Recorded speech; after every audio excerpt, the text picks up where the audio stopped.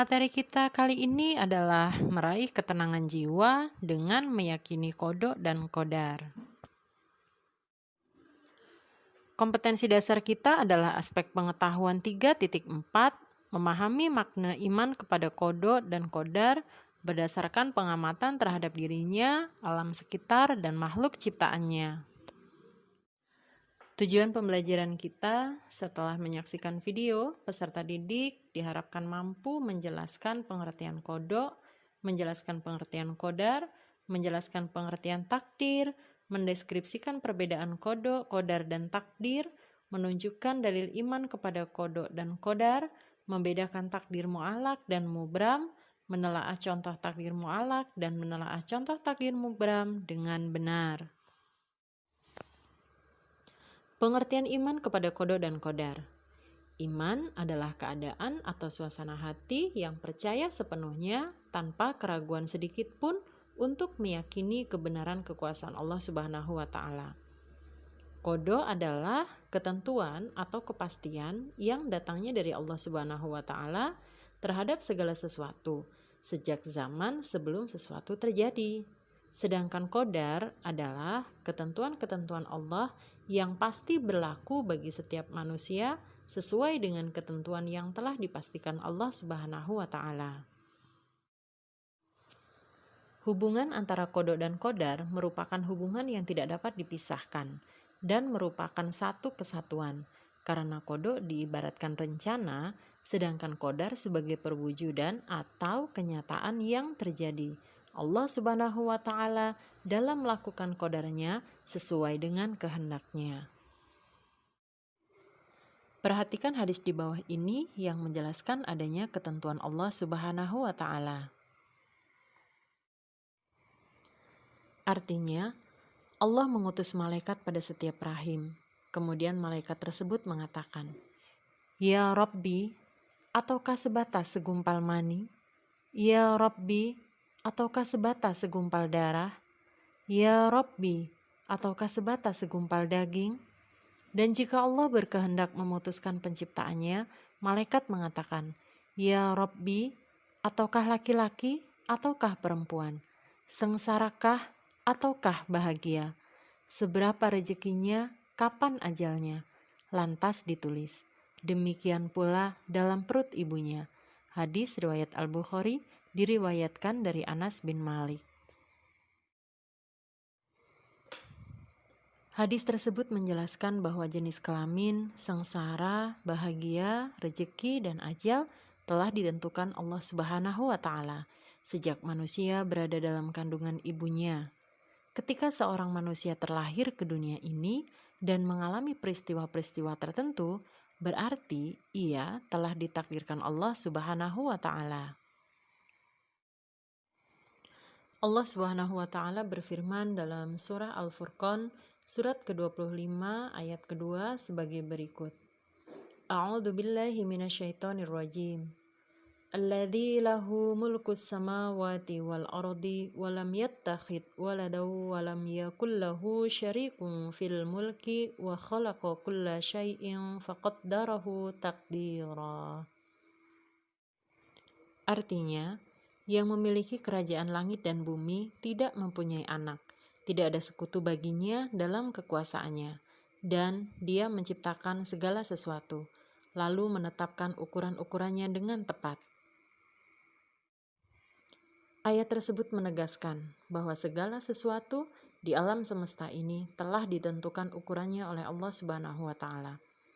Segala sesuatu yang akan terjadi telah diketahui dan direncanakan oleh Allah Subhanahu wa taala. Tidak satupun makhluknya yang mengetahui ketentuan Allah ini. Takdir baru dapat diketahui oleh manusia setelah terjadinya sebuah kenyataan atau peristiwa. Walaupun setiap manusia telah ditentukan takdirnya, tidak berarti bahwa manusia tinggal diam, menunggu tanpa berusaha dan berikhtiar. Manusia tetap wajib berusaha untuk meraih yang terbaik. Allah Subhanahu wa taala memberikan jalan kepada manusia untuk menjalani kehidupannya dengan cara ikhtiar sekuat tenaga serta mengiringinya dengan berdoa. Ingat, Keberhasilan tidak akan datang dengan sendirinya. Jangan sekali-kali menjadikan takdir sebagai alasan untuk malas berusaha. Macam-macam takdir. Yang pertama adalah takdir mu'alaq. Takdir mu'alaq adalah ketentuan Allah Subhanahu wa Ta'ala yang masih bisa diubah melalui usaha, doa, dan tawakal. Contohnya, seseorang bisa berubah menjadi pintar bila mau belajar sungguh-sungguh. Perhatikan surah Ar-Ra'd, surat ke-13 ayat 11 berikut ini. A'udzu billahi minasyaitonir rajim. Innallaha la yughayyiru ma biqaumin hatta yughayyiru ma bi anfusihim. Yang artinya, sesungguhnya Allah tidak akan mengubah keadaan suatu kaum sebelum mereka mengubah keadaan diri mereka sendiri. Kedua, takdir mubram. Takdir mubram adalah ketentuan dan keputusan Allah Subhanahu wa Ta'ala yang pasti berlaku atas diri manusia dan tidak bisa ditawar-tawar lagi. Contohnya, lahir dan matinya seseorang. Firman Allah Subhanahu wa Ta'ala dalam surah Al-A'raf surat ke-7 ayat ke-34, A'udzu billahi minasyaitonir rajim. Walikulli ummatin ajal. Fa idza jaa ajaluhum la yastakhiruna sa'atan wa la yastaqdimun. Bukti beriman kepada kodok dan kodar antara lain ikhlas, ridho, lapang dada, dan berjiwa besar dalam menerima segala sesuatu yang berhubungan dengan kodok dan kodar Allah. Kemudian senantiasa berikhtiar, yakni berusaha dan bekerja keras dengan memaksimalkan segala potensi yang dimilikinya dan pantang menyerah. Memiliki etos kerja yang tinggi, yaitu karakter pantang menyerah, profesional, dan tanggung jawab dalam hal pekerjaan, sehingga hasilnya efektif dan efisien. Senantiasa berdoa untuk menggapai suatu tujuan, dan memiliki sikap selalu bersyukur ketika mendapatkan nikmat dari Allah Subhanahu wa Ta'ala. Hikmah beriman kepada kodok dan kodar. 1. Lebih mendekatkan diri kepada Allah Subhanahu wa Ta'ala. 2. Melatih diri untuk senantiasa berusaha dan bekerja keras secara maksimal. 3. Melatih diri memiliki etos kerja yang tinggi. 4. Melatih diri senantiasa berdoa untuk menggapai suatu tujuan. 5. Melatih diri senantiasa bersyukur ketika mendapatkan nikmat dari Allah Subhanahu wa Ta'ala. Demikianlah pembelajaran kita. Sampai berjumpa kembali. Wassalamualaikum warahmatullahi wabarakatuh. Ayo berlatih, berilah tanda silang pada huruf A, B, C, atau D pada jawaban yang paling tepat. Nomor 1, beriman kepada kodo dan kodar termasuk rukun iman yang ke A3, B4, C5, atau D6. Tentu saja untuk jawaban nomor 1, jawaban yang benar yaitu pada option D. Beriman kepada kodo dan kodar termasuk rukun iman yang ke-6. Jadi untuk nomor 1, silakan teman-teman conteng atau silang pada option D. Itu jawaban nomor 1. Lanjut ke nomor 2. Kodo dan kodar sering disebut dengan sebutan A. Ukuran, B. Nasib, C. Takdir, atau D. Ketentuan. Untuk nomor 2, jawaban yang tepat yaitu pada option C. Takdir.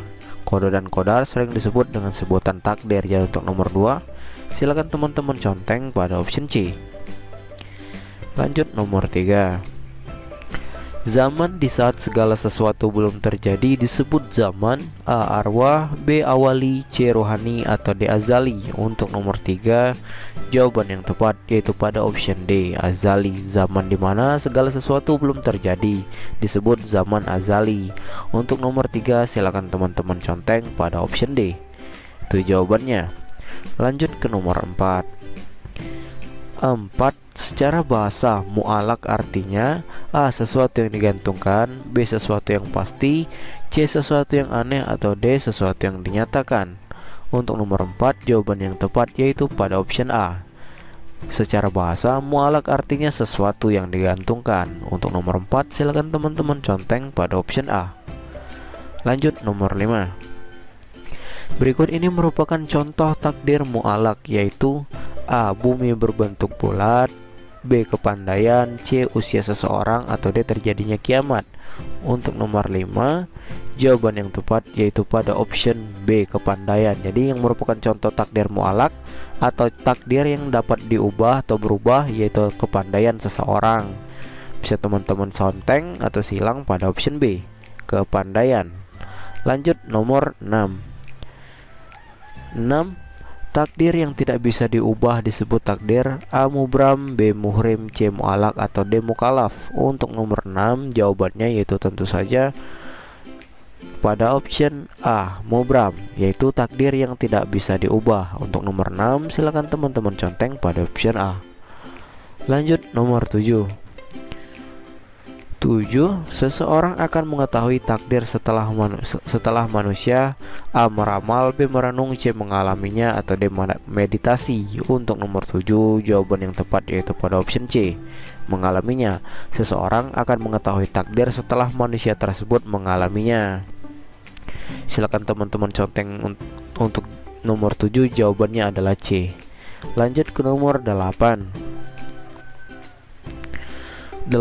Meskipun Allah Subhanahu wa Ta'ala telah menentukan tentang segala sesuatu, manusia tetap harus A. Berdoa tanpa berusaha, B. Berusaha tanpa berdoa, C. Ikhtiar tanpa doa, atau D. Pasrah tanpa usaha.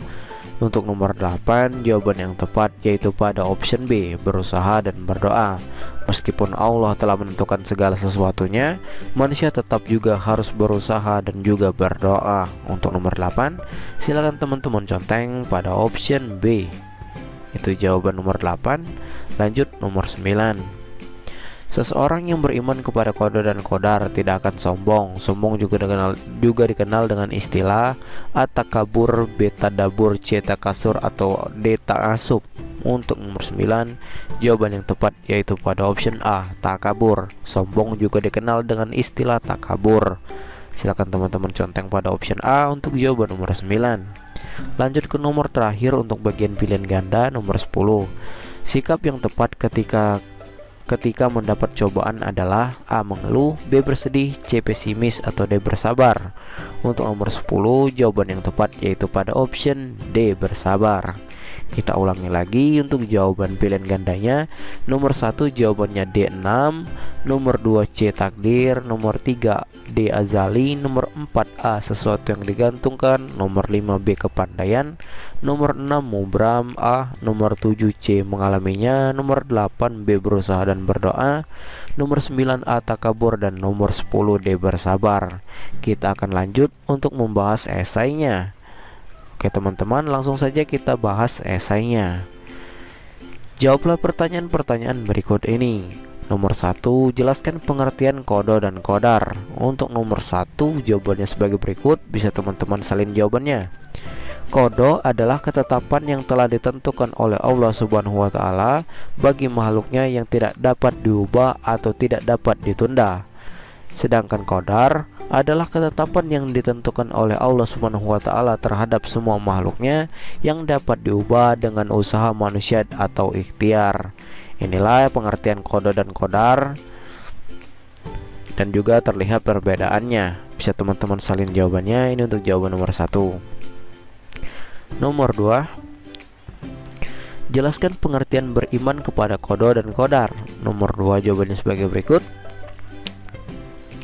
Pengertian beriman kepada qada dan qadar artinya adalah meyakini di dalam hati yang terwujud lewat lisan dan perbuatan bahwa segala sesuatu yang terjadi adalah ketetapan Allah Subhanahu wa Ta'ala, dan atas semua ketetapan tersebut, baik atau buruk, wajib untuk diterima dan dijalani oleh manusia.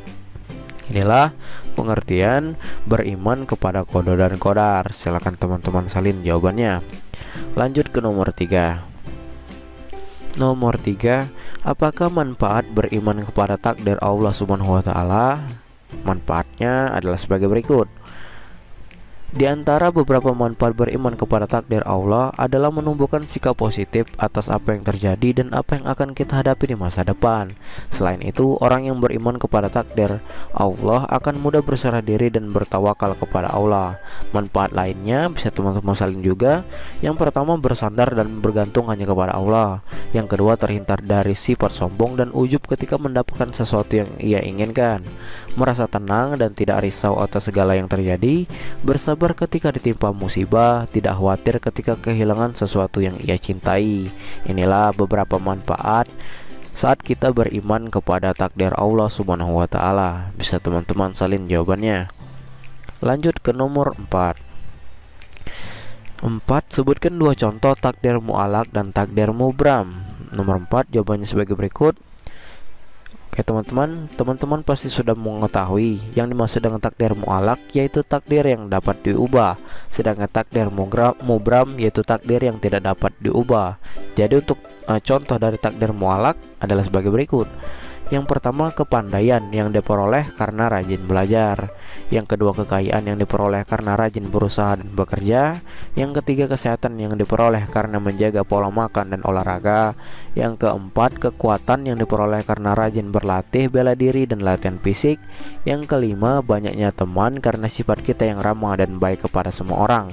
Inilah contoh takdir yang dapat diubah. Sedangkan contoh takdir mubram yang tidak dapat diubah adalah kematian, baik waktu, cara dan tempatnya tidak akan dapat bisa diubah. Yang kedua, bencana alam seperti gunung meletus, gempa dan tsunami.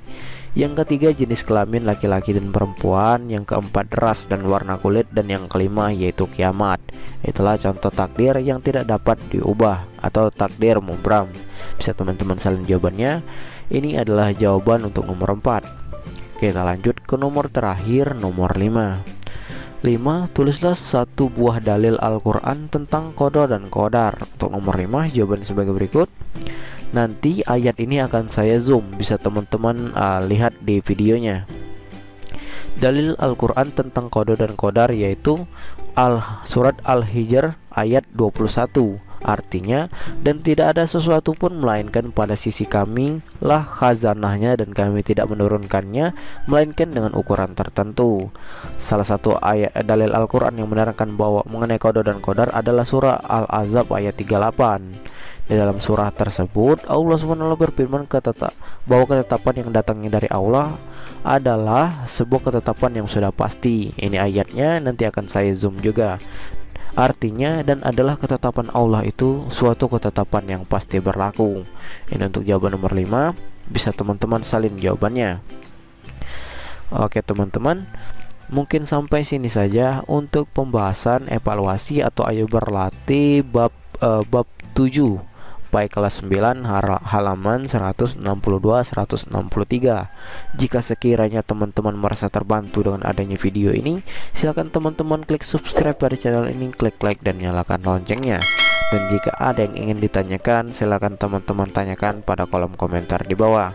Saya akhiri video ini dan sampai jumpa di